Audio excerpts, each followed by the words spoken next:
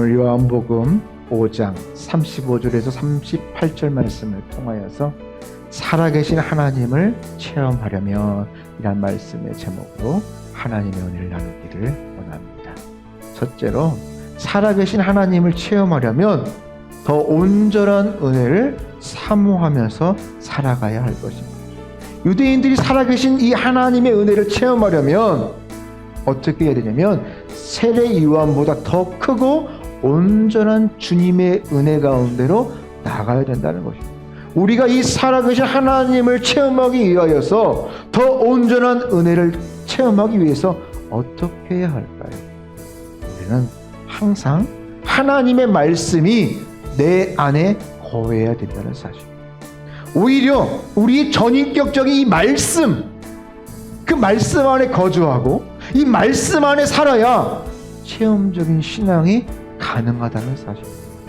이 하나님의 말씀은요, 우리가 음성으로 들을 수 있고 또 성령의 감동을 통하여서 느껴질 수 있고, 그리고 우리가 하나님의 말씀을 묵상하는 중에 내 마음속에 새겨줄 수 있다는 것입니다. 결국 우리는 일상생활에서 하나님의 살아계심을 분명하게 체험할 수가 있다는 것입니다.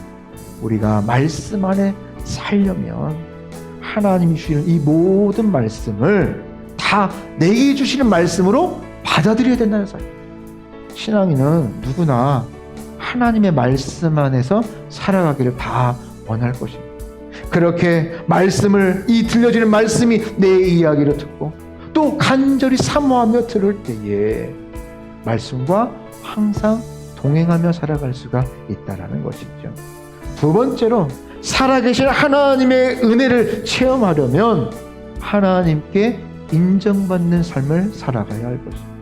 예수님께 행하시는 이 모든 역사는 여러분 누가 주시는 거예요? 하나님이 다 주신 것입니다. 우리가 더 깊고 온전한 관계를 원한다면 하나님께 인정받는 삶을 살아가야 할 것입니다. 우리가 하나님께 인정받으려면 또 체험적인 신앙으로 승리하려면 그러면 무엇이 필요할까? 우리에게 항상 말이 아니라 삶의 능력으로 나타내야 된다는 것입니다. 이 유대인들은 매사 뭘로만 말해요? 말로만 말해요. 율법을 말하고 있습니다. 하지만 주님은 직접 행동으로, 그 삶으로 보여주고 계십니다. 신앙은 말이 아니라 행동으로, 삶으로 직접 보여주고 나타내야 된다는 사실입니다. 말씀대로 살아서 잃어버린 것들, 여러분 그런 것들은 하나님이 기억하시고 더 크고 온전한 것으로 채워줄 줄을 믿습니다. 그렇게 세상과 내가 아니라 하나님의 채워주시는 그 은혜를 사모함으로 여러분 하나님의 복된 신앙생활을 하시기를 바랍니다.